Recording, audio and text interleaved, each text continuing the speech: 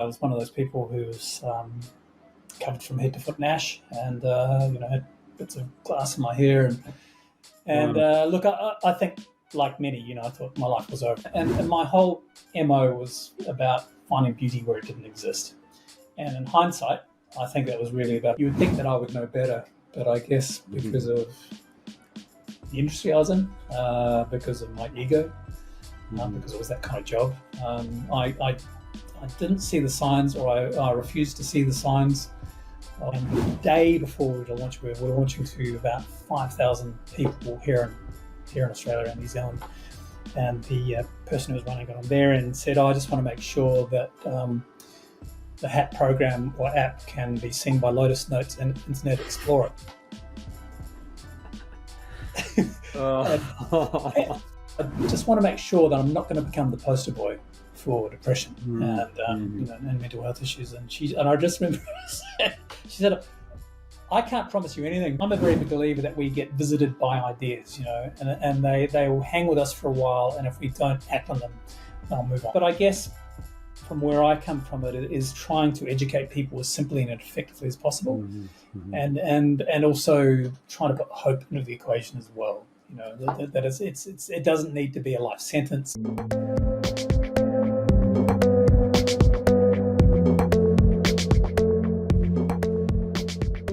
Matthew Johnstone, welcome. Hey Paul, how you doing? I'm very good. It's great to have you on the podcast. I'm really looking forward to today's podcast and seeing all your amazing illustrations. So I guess let's start off with telling the audience a little bit about your background and what you do. Well, thanks for having me on, Paul. I guess my background is it's been an interesting journey, I have to say. My background was I grew up in New Zealand, and I came over here back in the 80s, I guess, to do a thing called a ward school.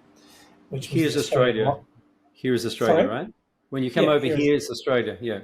Yes, it is Australia. Yeah. That's where I now live. So I came over to do the award school, which is the Australian Writers and Art Directors School, which is an advertising school for creatives. And that started my journey in advertising. So I spent 15 years working in the ad industry as an art director and then a creative director, and started in Sydney, went to San Francisco, and ended up as a creative director in New York. And look, I never bemoan advertising because it allowed me to do what I do now, which is communicating simply and effectively. But it was about its stresses and traumas and difficulties. Hello, very grey here. I guess that taught me how to think laterally and how to really sort of make a jus of communicating through illustrations and imagery and simplified words. So that's where I started. Yeah, and your work really is amazing, and it really is lateral. I've never seen anything like it, and I know you're going to show some examples later, so I'm really looking forward to that. Sure. Now, look, the advertising industry has a real reputation to be really hard industry and really grueling, and lots of issues. So, tell us a bit more about your experience in that industry.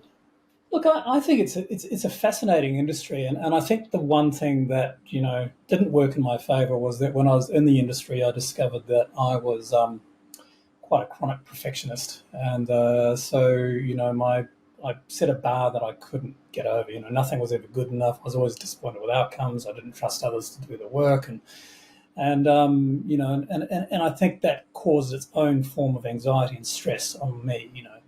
But on the upside, I worked with some amazing photographers, some amazing cinematographers, some amazing directors and musicians and artists and writers, and I got to do that thing of open an ad on a beautiful beach somewhere tropical, and and I got to travel and do all that sort of stuff. So that was the good side. But I guess the difficulty was, there's an old saying: you're only as good as your last ad.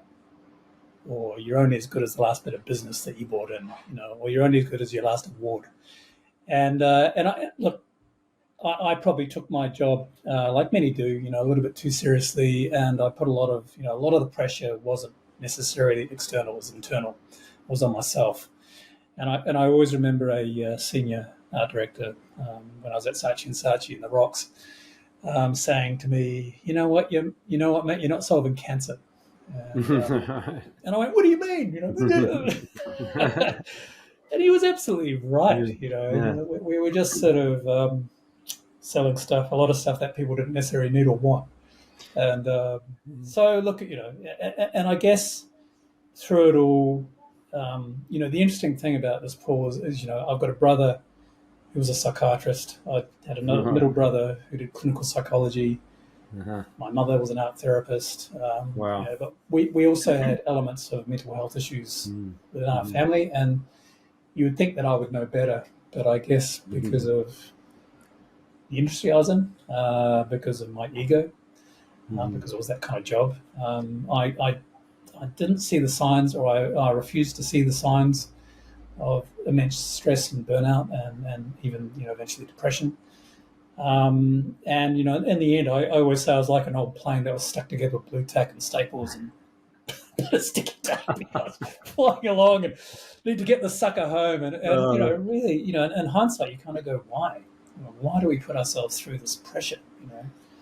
Yeah, hindsight's a beautiful thing, isn't it? And it's interesting because just yesterday I was doing another podcast that, in the scheme of things, that will come out before yours next week, and same story, but working in corporate, high pressure, and this person, it's just everything was about work, and he was having problems with his health, and until his father said, "You have to go and see a doctor."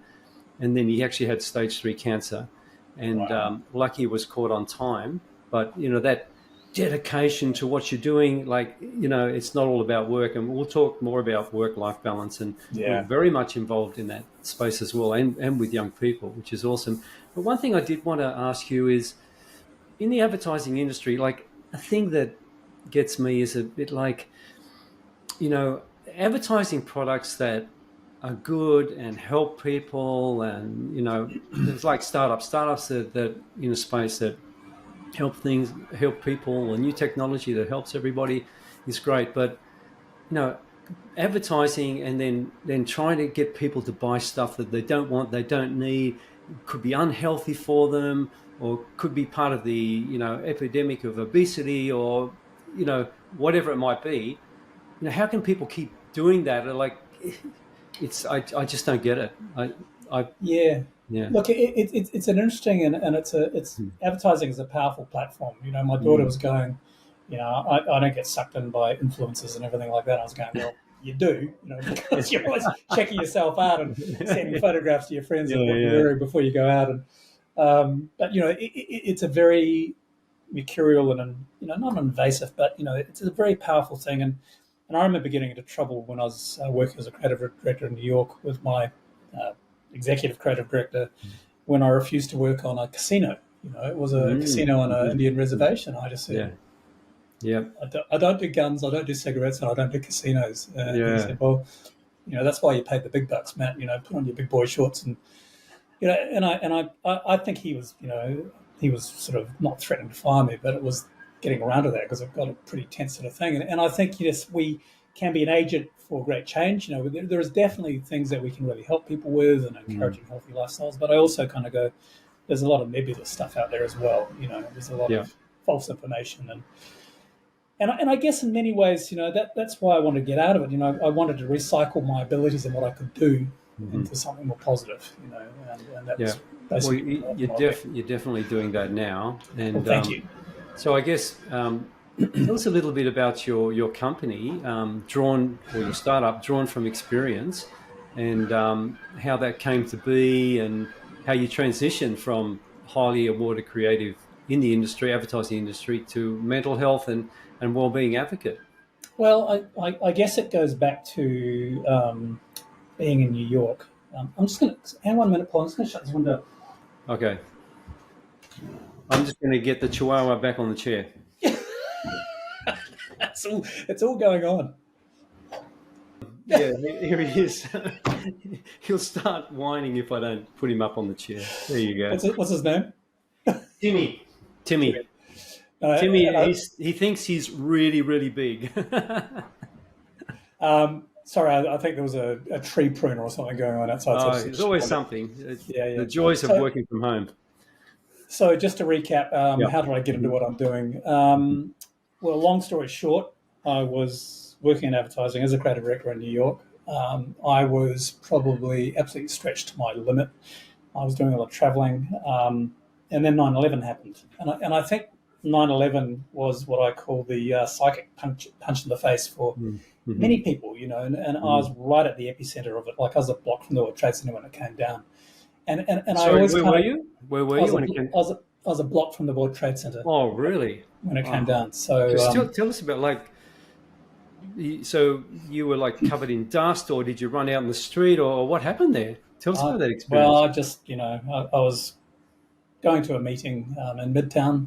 I was in a town car. We lived in Brooklyn.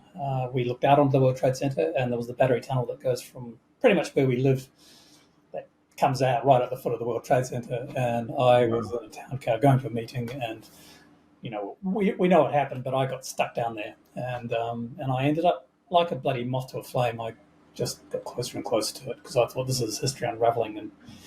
And yes, you're right. I was one of those people who was covered from head to foot in ash, and had bits of glass in my hair, and look, I think like many, I thought my life was over, and I thought it was history, and I always say it wasn't like I woke up the next day and go, I'm going to change my life. It was really a period of osmosis where I kind of realized that my life wasn't working as it should be, and the way that I was currently operating was not sustainable. So I had to pull up. And I also realized that I was really struggling with my mental health, and I'd been very depressed. And I think all this did was highlight that. And so that sort of set in motion, and a lot of people I know, I know people who split up. I know people who quit. People who went and jumped on a yacht and went sailing in the Bahamas. So I think it was a real catalyst of kind of, it made people question what their life was all about, and that was certainly the case for me. Yeah, I think a lot of near-death experiences can really change people a lot and set their life in another direction, because, or even could be somebody close to them that dies, and they think, well, what's this all about that I'm doing now? What's the meaning that it's got? No? And then that's where the change comes about. But that's... No, I was just going to say most definitely. And I think that's when I started. So from that, a few months after 9/11, I went into the agency where I worked, and I wrote a little book called I Had a Black Dog. I sort of sketched out a storyboard for it, which was my own journeys and experiences of what I'd had with depression, which I'd experienced throughout my adult life. And I always say this was the easiest bit of creative that I'd ever done in my life. It fell out of me like a boulder, and I guess it was the perfect storm of what I did for a living, which was communicating simply and effectively with the life experience, which I'd sort of kept very quiet and secret and hadn't really told anyone. And then I absolutely shut myself and sat on it for about 4 years until I came back to Australia, and because I didn't know what to do with it, Okay. And I remember someone saying, don't do it. You'll regret it. It'll be a big mistake. You will lose your job, or you'll lose your responsibility, or you'll lose your respect, and all that. So what year was that? So I came back to Australia in 2004. Okay. Because the whole thing around mental health has changed a lot, but still, that's a while ago now. So, well, there was nothing really. Beyond Blue was just cranking up, and the funny thing was, and I really took on board that projected fear. It was a couple of people who said it to me, and I went, well, holy crap, what's going to happen? And then someone put me in touch with Professor Gordon Parker, who was the head of the Black Dog Institute. Yep. I emailed him and I just said, I don't know, I've got this idea. I don't know much about what you do, but, and he said, well, I'm very busy. You can leave it with my secretary if you want to. I'm going to Rome next week. And anyway, I went, nothing to lose. So I dropped off the little rough manuscript I'd put together. And he called me. I remember it was 20 to 8 the next morning.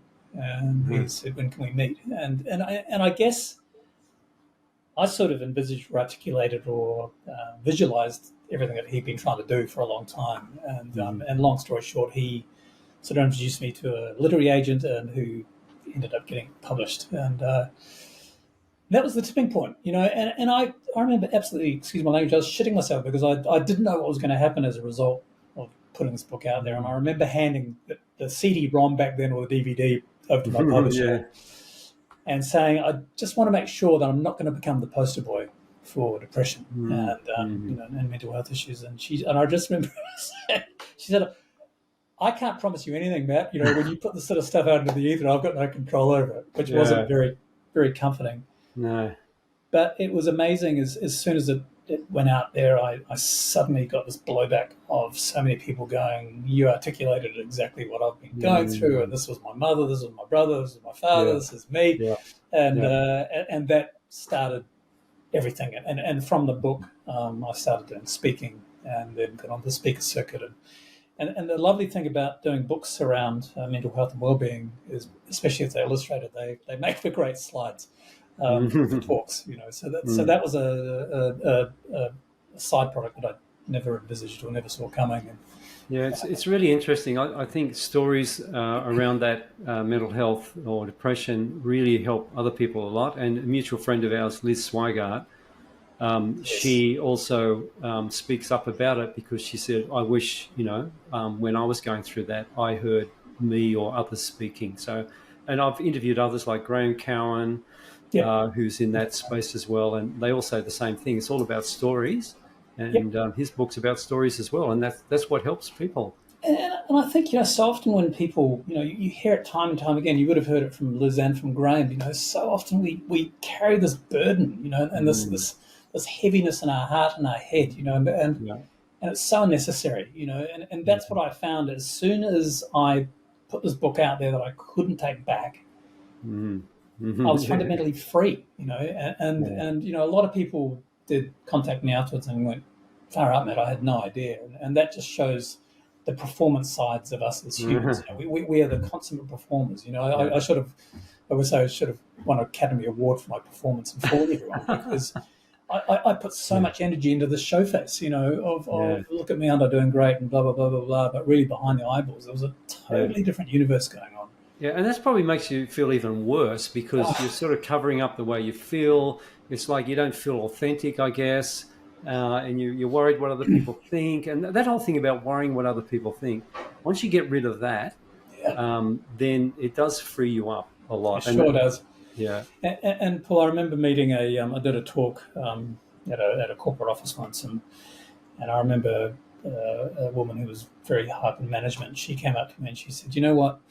And this is one of the saddest things I've ever heard, but she said, the people that I was most jealous of, because she really resonated with the conversation.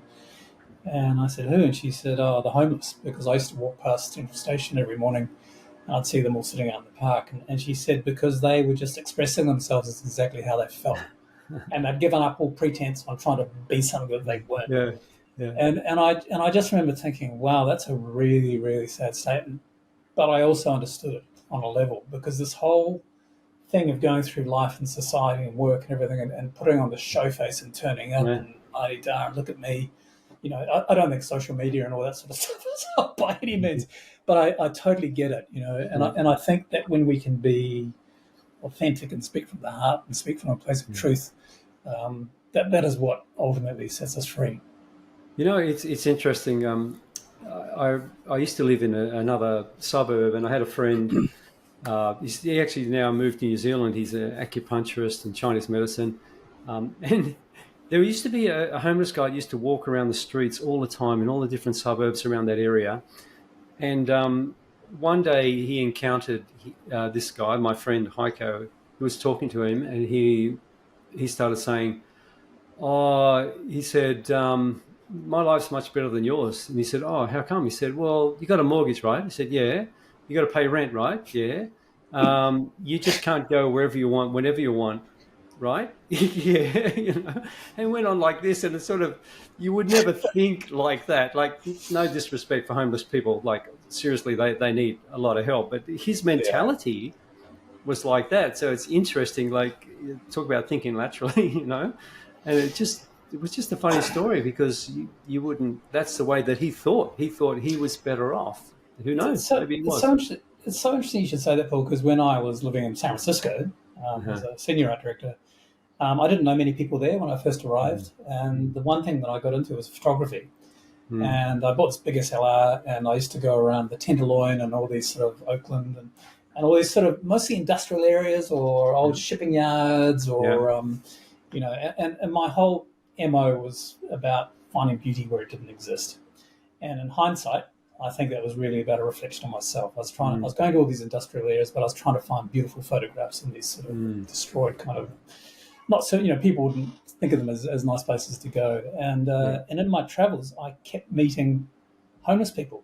And I ended up having a photographic exhibition in San Francisco, and I had photographs of all these things, and underneath them, I had quotes from homeless people. Right. And there was incredible wisdom in a lot of it, and I met people from judges to just the whole extreme of life, And I always remember them saying, the first thing is you lose your job, and then you can't pay your rent, or you can't pay your mortgage, and then the next thing you're out on the street, and then there's the first time when you put your hand in rubbish. But it was all that sort of stuff, and I guess. For me, I was kind of going, it wasn't looking into the future, but I was kind of, that was what I was worried about, because then my mental health wasn't so great, and I was going, shit, it happens to all these people, and that's, and in San Francisco, homelessness is massive. Yeah. So I really identify with your mates. Kind of there is wisdom in that sort of simplicity of not having any shackles, and I think governments should put a lot more into helping the homeless. Like they put so much money in so many different areas. I was actually listening to a podcast recently with Trevor Noah, I think was the mayor of San Francisco, and she's trying to do a lot to help the homeless, because like in COVID, even here, they put them in hotels and they helped them out, and then COVID finished, okay, back on the street. So why can't they and looking at more of a long-term view where they can help them to then progress maybe into a job or into, somewhere to live permanently, that sort of thing. It's like addicts as well. They need the help. And over in Portugal, they legalized heroin, and they put all the war on drugs money, which never worked, into helping those addicts to get employment, to get somewhere to live, and then long-term help. And then now there's only 30% of the addicts that there were 15 years ago. Yeah. So they can, do the same sort of thing with homeless people. Yeah. I'm not sure how we got right into that, but it's your fault. I was just thinking it'd be a great podcast to actually interview homeless people, because they would have amazing stories, and I really feel for them. They do. Yeah. They do. They're amazing, a lot of them very sad. We never know. In any moment, anything could really happen to us, and we could never say, that would never be me. We're humans, and we're fallible, and anything can really happen. And the world we live in, stuff happens all the time, and you just don't know what's going to be the next 5 minutes. Well, my mother-in-law said to me, "You never know what's around the corner," which is probably a good thing. Yeah. Well, the idea is like not to stress about that and try and live more in the moment. That's right. Projecting to the future and not thinking about the past all the time. Yeah. Which, so is your mother-in-law a psychologist, psychiatrist as well? No. Just wisdom. It was just a little bit of, probably a bit of graffiti she spotted. Now talk nicely about your mother-in-law, right? Yes, she might listen to this podcast. I mean. Okay.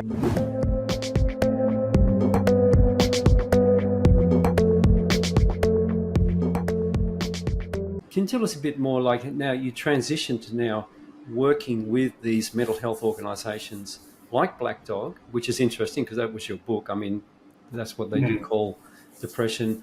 What other organisations you're working for, and what sort of work are you doing there? Oh, wow.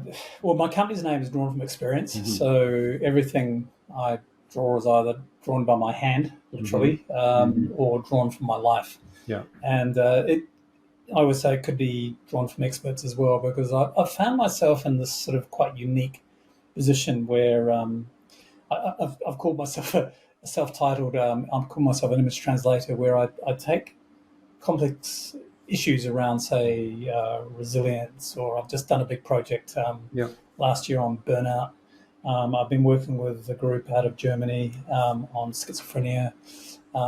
So, I work with whatever, but I basically, as I mentioned before, I make a jus of research or understanding, and I'm much, I always say an image we can process an image up to 60,000 times faster than the written word. So I think an image is very, very powerful. What's the saying? It's a picture can speak 1,000 words. 60,000 times. That's amazing. I don't know who counted that, but I've read it a few times. And even if it's half of that, it's still remarkable. And I think it's so true because we're surrounded by images. Yeah. And I really believe, and I guess this came from advertising, I always give this example of when you're hurtling down a freeway and you see a billboard on the side of the road, you've got this literally 1.5, 2 seconds to take in an idea, a brand, a headline, an image, a concept, a logo, in that amount of time. So that's how fast we can process that stuff. And I think, imagery, a lot of my drawings are quite childlike, but there's a much deeper kind of meaning behind them. And I've come to realize that I think adults still love a good picture story. They still have a picture book, and they still love a journey. And that's the other thing I'm very interested in is the art of storytelling. Because I think people like a journey and they like an up and a down. So I think that it's all part of that. So the imagery that I do, it's so interesting because I go out each year and buy lots of books on illustration and art and all that sort of stuff. But my pictures that I draw have never really, here's an example, they're always that kind of, just sort of, I don't know if you can see that, but... yeah, we can, yep. So, they've always remained the same, but, I people quite often say, how do you do what I do? And the real joy for me, or the thing that really lights my fire, isn't so much the illustration, it's more the idea. And yes. I've always had a thing when I was in advertising, when I was trying to crack an ad or a billboard or a TV, I always try my fingers and I go, that's it. And that's what I still do today. The idea for me is the joy and the magic. The illustration itself is the labor. But your illustrations are amazing. They're sort of simplistic in a way, but they have a deeper meaning, and I just love them. Look, just on the subject of illustrations, and quite a lot of this audience is startup founders, and they have to pitch a lot of them. And I know, like personally, I really believe that when they pitch, their slides should be mainly just imagery. You see some slides full of text. It's like, no. I think even just no text and imagery works well. Like, any advice you can give to them? Obviously, they're not illustrators, but what advice could you give for them on their pitch decks and the way they pitch? Well, as a speaker, who's done the speaking circuit, and I've sat through many conferences, and there's a phenomenal amount of people out there who are really good at what they do.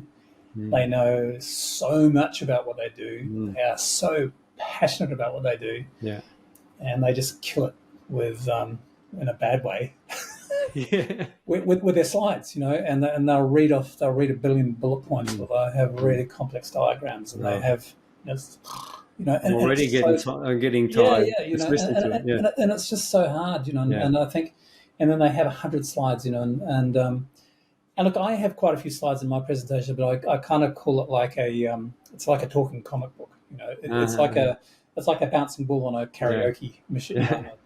It goes along quite quickly, and I don't dwell on a slide for more than 2 or 3 seconds, and it's just quite fast. And I think it needs to be entertaining. You need to be lateral. I think you need to be creative if you can, and I think you're right, Paul. I think imagery is so much more powerful, And one of the things that advertising also taught me is quite often you don't reiterate what's in the visual and the headline. There's a bit of tension between the two. You say one thing in the headline and something a little bit different in the visual. So your brain's, your right left brain are working on two different levels. And look, that's not always necessarily easy for things for people nowadays. But we've got AI now. We've got Canva, things like Canva that is, generates imagery and has a lot of, photo stock and graphics and stuff. So I don't think there's really much excuse now where people can't have better PowerPoint presentations. And just on AI, I mean, to be honest, like I'm using Microsoft Designer to design. I rebranded my startup, and I use that because I'm like trying to do everything at low cost at the moment. And but I'm thinking like pretty amazing designs that it's coming up with, but that's using people like you, all of your art and all the artists out there, and it's drawing from all of that. I think, what are your thoughts on that, right? Because it's going to be hard to stop. Man. Look, I think the genie's out of the bottle. You know, I think it's there's no stopping it now. And interesting, I did a MCing gig at the end of last year, and I decided, you know, I'd never really had a really reason to play around with the AI, but I decided to use a thing called Midjourney, which is Imagery. I've heard of that. Creator, yeah. Phenomenal. And I kind of set it up by, when I introduced a speaker, I'd do the first round, which was the total car crash of an image, which was the first thing that came up, with a kind of out there and weird, because, you know, you keep recycling until you get the one you want. And then I ended up with the one that they wanted. And then I created a slide for their talk.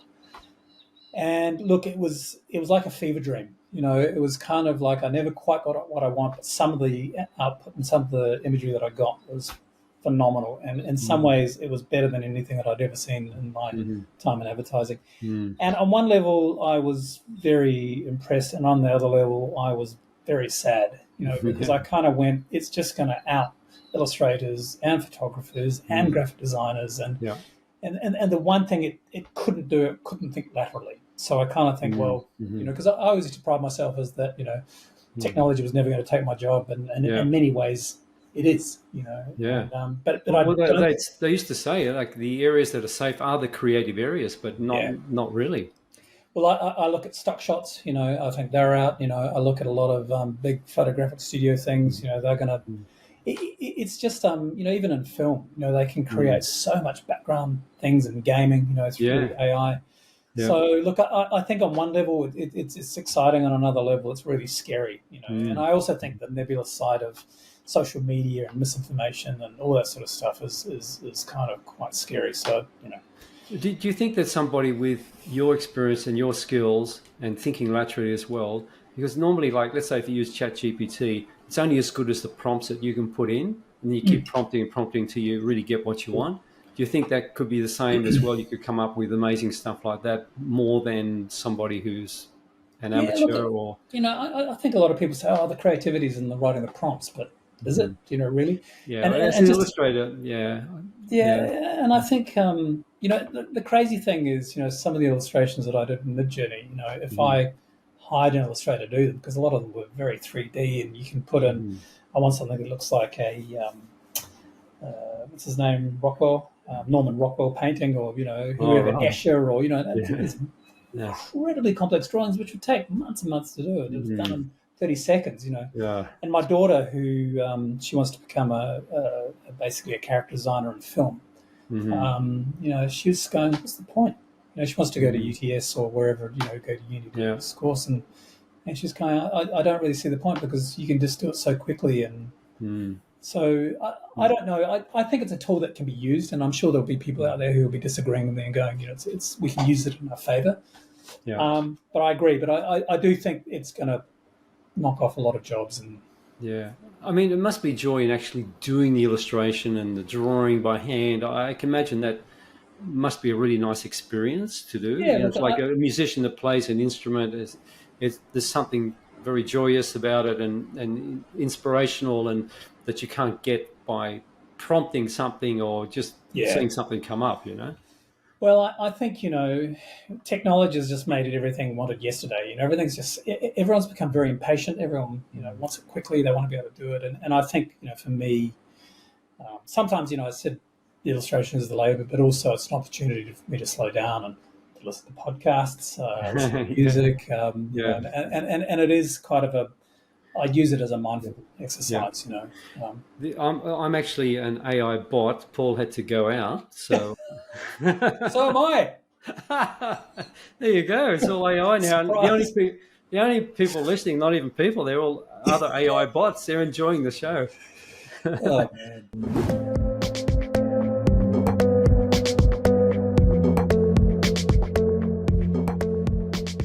So just getting back to the mental health area and your work in that with other organisations, tell us a bit more about that. I think you started telling about that. So you're working, and I know you're working in schools as well. So Yes. I'd love to know more about what you're doing in that area. Yeah, look, I just the thing that I love about doing what I do, even if it's as an illustrator, a communicator, or even as a speaker, is that I get dropped into these environments which I know very little about. And I think, because of my mother being an art therapist and my brothers being psychiatrists and psychology, I'm very interested in the human condition, and and I think in many ways advertising was its own form of psychology, psychological warfare maybe. Yeah.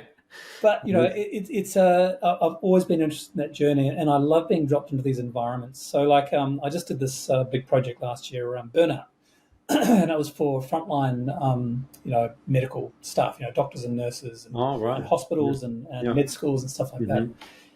And that was just so fascinating. I spent sort of 2 or 3 days listening to interviews with all sorts of people, from CEOs of hospitals down to junior nurses and things. And it was just it's a different uniform for a different subset of our society, but affects all of us. And I think the things I learned about that was that sociopaths or psychopaths don't have burnout because they don't care. Really? Hello, Donald Trump. And quite often it's the empathetic or the kind that suffer burnout so much more. So hello, school teachers.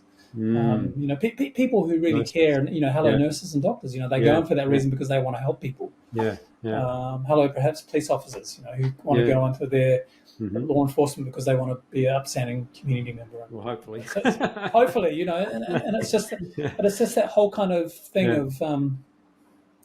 Going in for a particular reason and then just getting beaten up by it. So there was that, and then I did this whole work with schizophrenia.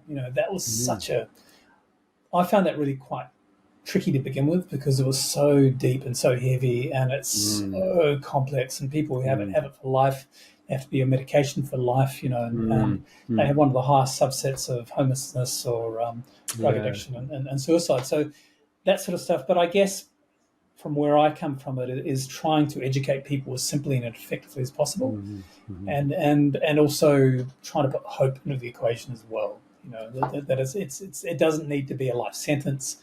If we do the right things, if we take the right steps, if we have the right conversations, if we accept the right kind of help, then we can sort of manage our lives, and we can live our lives. I can never understand why. You hear these stories of doctors, especially the ones that are interns that work in hospitals. Yeah, I did like a 36, 40-hour shift. It's scary because, they're obviously going to burn out really quickly. They might start taking some of their own medication.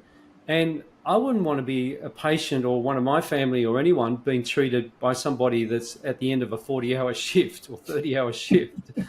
And you think that's the health area, they're doctors. They shouldn't be, making them do that sort of thing.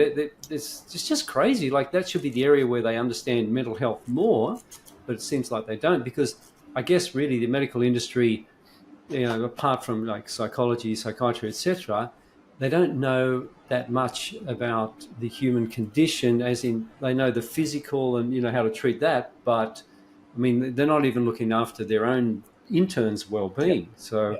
It's still surprising their burnout. Yeah, look, and one of the first things to go is what are they called? Compassion fatigue. Because they just look what happened with COVID. They just they couldn't. Didn't. No, it's not that they didn't give a rat's, but they just didn't have anything else to give. Yeah, so much was demanded of them. And this is another whole podcast, Paul, because it's such a big area. But I think it applies to everybody. I always remember listening to Ariana Huffington, who runs the Huffington Post, and she did a standing fall onto the corner of her desk, because she was just so burnt out. Her adrenals were just totally milked.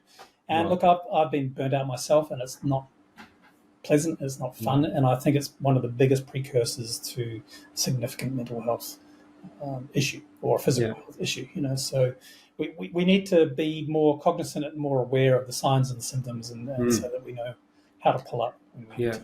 And on that note, I read a post that you posted on LinkedIn about 3 months ago. I absolutely love it.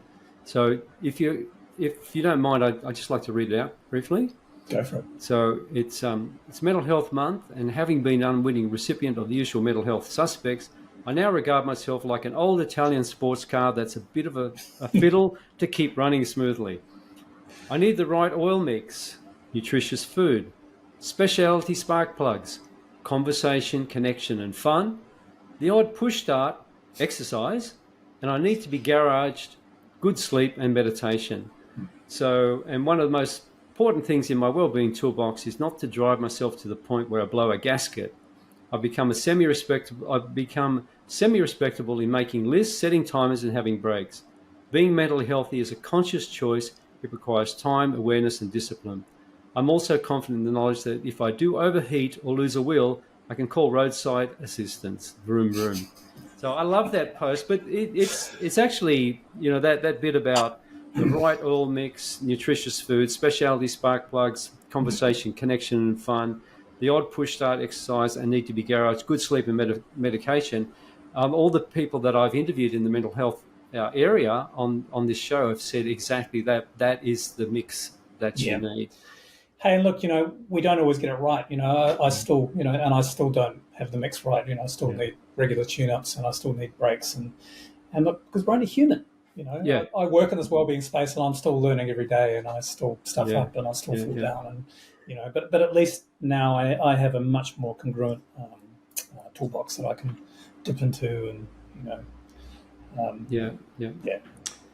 So this show, I don't know if you know, but I've just rebranded it to the Startup Fail Wisdom podcast. Right. Because that's what I wanted from the beginning, and I didn't really like the other name, but a few people actually talked me out of it, and I sort of regretted it. But so I've gone back talking with a few people, including somebody you'd be really interested in that I'm going to interview soon. It's a film director in America, Mark W. Travis, who they call the director's director. So he works with other directors, and he said, Paul, it's all about failure. So you failed with the name, so correct it. I'm like, I'm doing it. Yeah. So I'd like to know about, like, in your journey, professionally, personally, what failures or setbacks have you encountered, and what valuable lessons did you learn from them that you'd like to share with our audience? Wow, it's a where to begin. Look, I'll try and make this as concise as possible. So, as a speaker, I was, my busy time of year is typically from July, August through to mid-November, and that's typically because I get asked to do talks for Are You OK Day, Mental Health Day, Mental Health Month, Suicide Prevention Awareness Day, all these sorts of things, and that's where I get really busy, and I kind of always felt that as a speaker, I was invited into these, corporations mostly, or places as a sort of a box ticking exercise. We've done Are You OK Day, so we can tick, done. And I kind of went, people, when as a speaker, I see people get really lit up. I see them go, yeah, that's me, or I get it, it's fantastic. But I know more than anything that probably very quickly they go back to their jobs and their desks and their lives and their habits and their, foibles, and they get back into that rut very quickly. And I kind of went, where is the ongoing drip feed of ideas? Where is the support? Where is the ongoing nudges? Where's the kind of ideas of how to live your life well, but simply? Yeah. And that's where I came up with our company now, which is called Here's a Thought, which is the acronym is HAT. And really, the idea of HAT is to deliver simple, concise, erudite, short little thoughts on one particular area. And, if you want to speak about failure, was the first thing the first venture I went into. You can see some of these are some of the hat posters on my wall back there. Yeah. I'll get to those in a minute. But so the first venture we went into was corporate. We went in, and the corporate offering was an app, and it was one or two hats, as we call them, went out a week. Came as a two-sided postcard on your phone. One side would be like a headline, a visual, and a question or a show me more. So you'd go show me more. You'd flip over. There'd be a little pithy paragraph and a question. So to be, do you feel that you're supported at your workplace in this regard, or would you know where to go for help? Or and look, it worked really beautifully, and we got taken on by a corporation that will remain nameless. And the day before we were to launch, we were launching to about 5,000 people here in Australia and New Zealand. And the person who was running it on there and said, I just want to make sure that the HAT program or app can be seen by Lotus Notes and Internet Explorer. And I hadn't lived in San Francisco for over 20 years, and I hadn't heard of those two programs since then. And because neither of those programs could see graphics or buttons or have any interactive nature. And so that was a big chunk of that organisation who couldn't access or see what it was. And so then we had to rebuild everything doubly to go as emails, and it just kind of became really complicated, and it was just like, oh man, it was so hard. And it was very, so that was one of the biggest things that I learned was, ask what programs people are running, what sort of firewalls they have. That's so good advice. There's a lot of stories around that. That was a really big learning curve for us. Yeah. But, on the upside of that, the people who could access it and use the app, it was genuinely really, really, really, really positive. And people loved it. And the worst feedback we got was when we ended the campaign, which was, I think we did about, 36 hats. And people going, no, they loved that. That was their kind of thing that they look forward to each week. And then one night I was showing my daughter and a friend of hers, and my daughter's friend Eva, she just went, that is so cool. You should do this for schools. And I rang a guy called David Bott, who was then one of the directors of the Institute of Positive Education at Geelong Grammar. And that institute went around the world showing how to implement positive education, mindfulness, gratitude, all aspects of wellbeing into the school curriculum, from headmasters, teachers, all the way through the school and into the community as well with parents. Hugely successful, done amazing work. Anyway, I rang David and I just said, what do you think? And he said, well, two things. One day I've stepped down from my position and I'm going out on my own, so that's good. And two, he said, I'm a very big believer in capturing student voice. So thanks to Abby's friend, that set off a whole set in motion. So I decided to segue from corporate and go into education because I had two daughters who were then at school.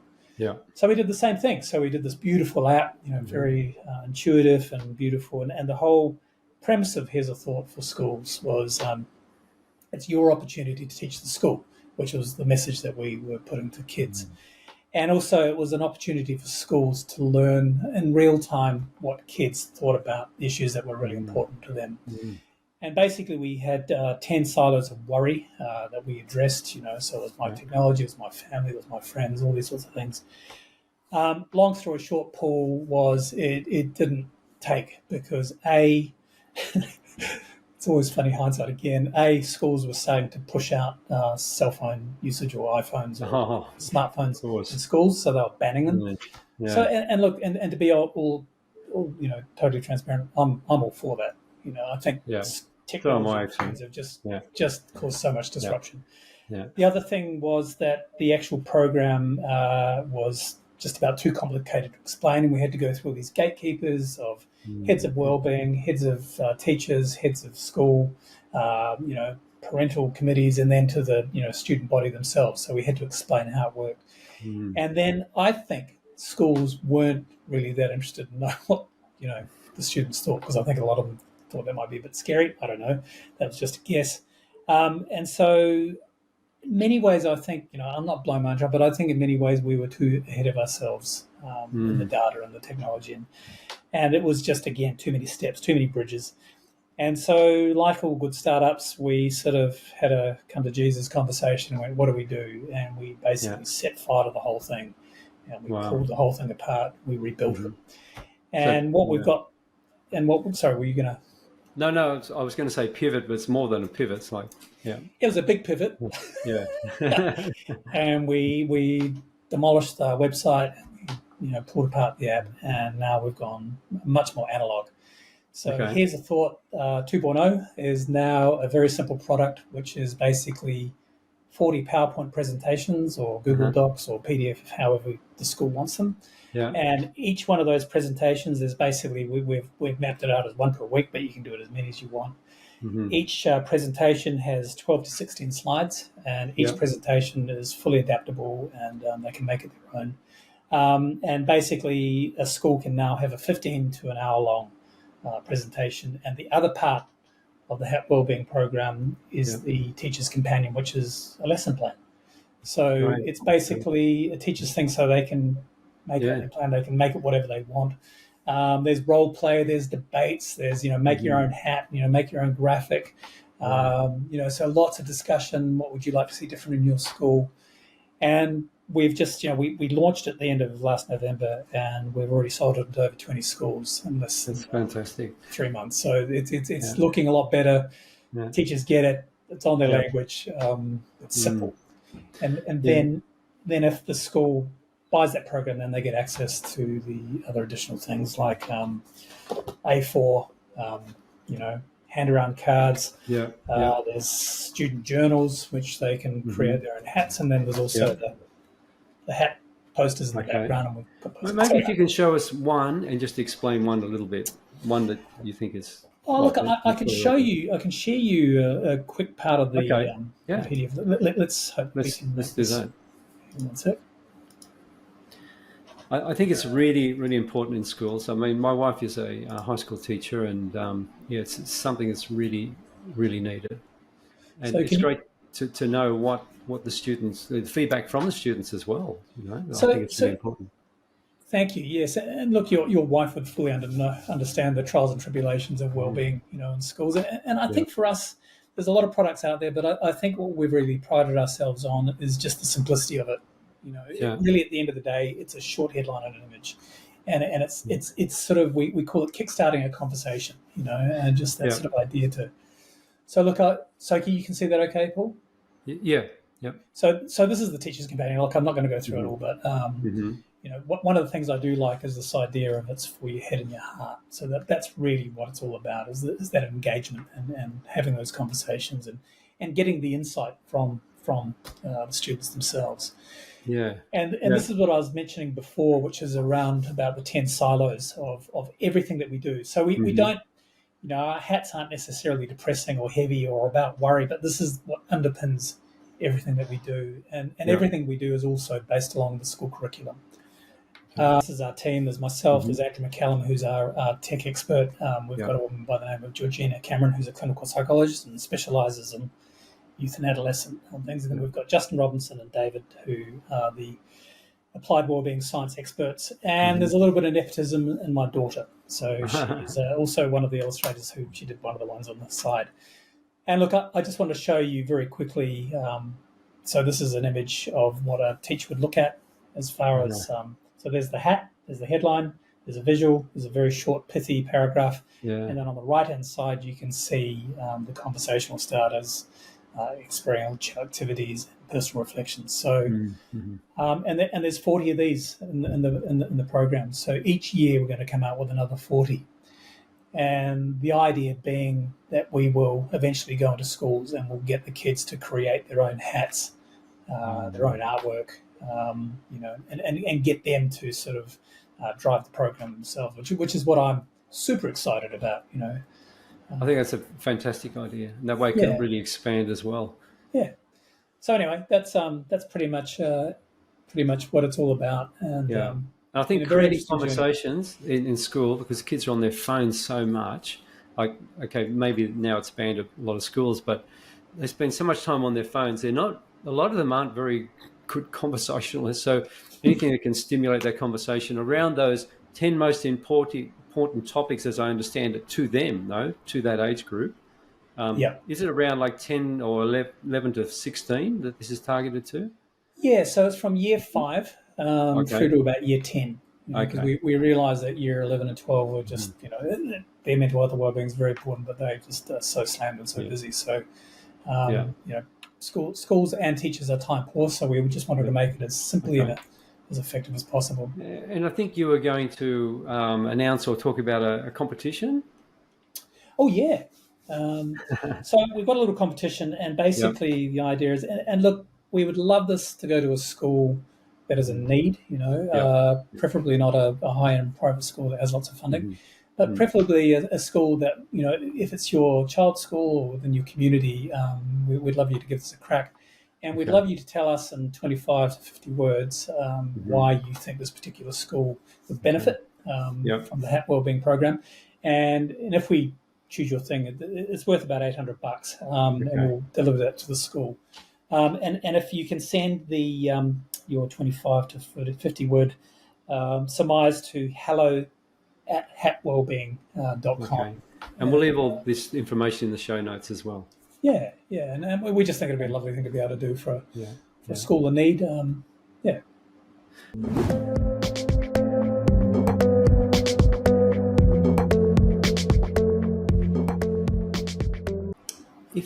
If you could choose anybody in the art space to collaborate with, who would that be? Do you have like a mentor or somebody that you admire and follow as well in the space?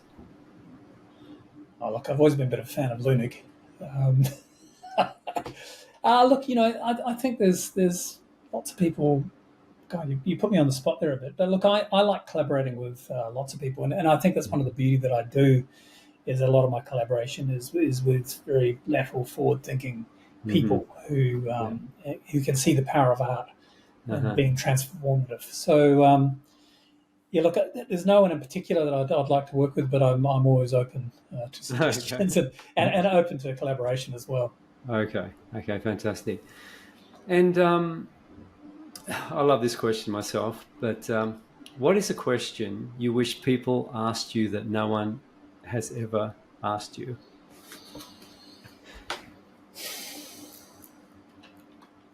Probably what you do differently, which I think, over failing and falling over and, going through mental health, I've been learning as I go. So I think that's really, what would you do differently is a really important question. Okay. So what would you do differently? I think, as far as startups goes, I think it's really, really important to understand your market. I think it's really important to understand what else is going out there, what's your competition. I think the other thing that I've learned is, you can only do so much through social media and through, LinkedIn and all that sort of stuff. I think where I've found the most traction, and I think where my partners have found the most traction, is actually getting out and physically talking to people and showing them, the product. I think that's so important. I think there's, there's nothing short of, this sort of stuff in this sort of format's fantastic, but I think face-to-face, live in the same room, connection, showing physical work. And you're selling yourself as well. You're selling you're making that connection. I mean, you can do it online, like, podcasts, whatever, but in person is always better if you can. I agree with that. Yeah. And look, and I think, in the next year, we've had a lot of interest from corporate. So we're going to reboot up the whole corporate space, which will be more technological, app-based, but that's exciting as well. So I think it's just sort of, it's been a big learning curve. It's been sort of quite a lengthy learning curve, but, we're learning. We're still totally passionate about it. We still totally believe in it. And the feedback we're getting now is genuinely really positive. So we're excited. And where do you see yourself in 10 years from now? Retired. I don't know. I don't think I'll ever retire, to be honest with you. No, I don't know if you can see, but I've got a drum kit in the back. I play in a band at the moment, and which has brought another whole lease of life to me. I'm a big kid at heart, and I think creativity plays a big part. Or doing things that are part of play, I think, is a big part of my creativity. So I always want to continue playing, whether it's music or art or photography. So I've got a real interest in technology, and so in 10 years' time, I hope I'm still doing the same thing, to be honest. I want to be traveling. What I do is mobile, so I don't have to be in an office. I don't have to be in one place. I can be on an island in a van. I don't know. It's exciting. A lot of flexibility, and I think it's when people retire that they die, to be honest. Like, as in not doing anything, sitting on the couch with Cheetos, whatever it is. But you got to keep busy, and I think that keeps you happier. Like, I got no plans on retiring either. Always be doing something. I always remember Martin Seligman, who was the founding father of positive psychology. I saw him speak, and he met his two heroes, who were two psychologists, and who were in their mid-80s. And he said, "Can I ask you, when did you think you were at your prime?" And these two guys looked at each other, and they just went, "Right now." Yeah. I believe it. Because as you get older, you get more wisdom, you have more experience, you know? Yeah. So sometimes it doesn't quite apply to American politics, however. No. We won't go there. Let's not go there. No. Yeah. But it's, age, you know, I personally feel better than I ever have. And I think you handle things differently because you have more experience, you know? And so all those young people out there, you know, don't stress. As you get older, you gain more wisdom. Stuff you're worrying about now, later you'll think, why did I even worry about that? So don't. And I think, you know, because you're speaking of the failure of startups, I think, you know, everything that we do in life, you know, whether it's good or bad or failures or dead ends, you know, they are all simply stepping stones to general outcome, you know. Exactly. And like, you know, it's not the end game, it's the journey. And you know, I still love what I do. I still feel that I'm more creative than I've ever been. So I'm still learning, and long may that continue. Yeah, absolutely. I'm sure it will, and I look forward to seeing all your work in the future as well. Yeah. So thanks. Just to finish off, the last question that I usually ask is, if there's only one piece of advice you could give an early startup founder, what would that be? I think, you know, any idea is a good idea. You know, I think the one thing that I found was, you know, having Here's a Thought was a really simple idea in many ways. You know, it is by nature and by design very simple, but there's a lot of behind the scenes, a lot of complexity. So I always say, you know, one hat typically takes 3 to 5 days to complete, you know, and that's 4 lots of heads thinking about it and talking about it, discussing it, and the illustration, the time, and the design. So, you know, having a thought is one thing, you know, or a business idea, turning it into actual fruition, you know, and you know, legal agreements and registering with, you know, ICAC and all these sorts of things, you know, and tax, and it's a, you know, it's been a very steep learning curve for me, and I'm not a big fan of all that complex sort of, you know, sort of stuff, because I like drawing pictures. So I think, you know, it's going into it with your eyes wide open, and having those conversations, doing the research, and I think, you know, but if you really feel that this is important, because I'm a very big believer that we get visited by ideas, you know, and they will hang with us for a while, and if we don't act on them, they'll move on, you know. Sorry, visited by what? By ideas or inspiration. Ideas, yes, and I think if we don't act on them, if we don't sort of, and I think, you know, this came to me flying back from a long haul flight from New York, and it just sort of came to me like a jolt, and I went, there's something in this, and you know, we're 5 or 6 years down the track now, and I still feel as strong as I did it before. So I think that really means something. You know, and we'll know by the end of this year whether we're gonna, you know, whether it's going to be hopefully a great success or not. Yeah, and it's interesting because we talk on this show, well, I talk a lot about intuition, people call it instinct, gut feeling, whatever. It's really, really important, especially in the startup space. So you sort of got to fine tune that. And when you have those intuitions, then, you know, a lot of time it's a good thing to act on that, or at least research it. And I was actually a conversation I had yesterday, don't analyze too much, overanalyze, and then you do nothing as well. So I think that's... And I think, Paul, the whole idea of, you know, mentoring and talking to as many people as you can, getting in front of many people, you know, people that you respect, I think is absolutely vital, because they quite often just give you a different opinion or an angle that you might not have seen, and we constantly find that. Yeah, I think listening to a really good podcast on startups would be really valuable. Listening to a lot of people. Yours? Highly, of course. No ego. Nothing wrong with a bit of self-promotion. Yeah, absolutely. All right. Well, look, Matthew, it's been fantastic. Really enjoyed our interview, and me too. Love Thank you. all the work that you're doing. And I'm a bit of a creative as well. I love that space, and really appreciate your time, and wish you the best in the future, and all the work you're doing in the mental health and the schools area. So much needed. So thanks so much for being on the podcast today. Hey, thanks a lot, Paul. I've really enjoyed the conversation. Okay, been a pleasure.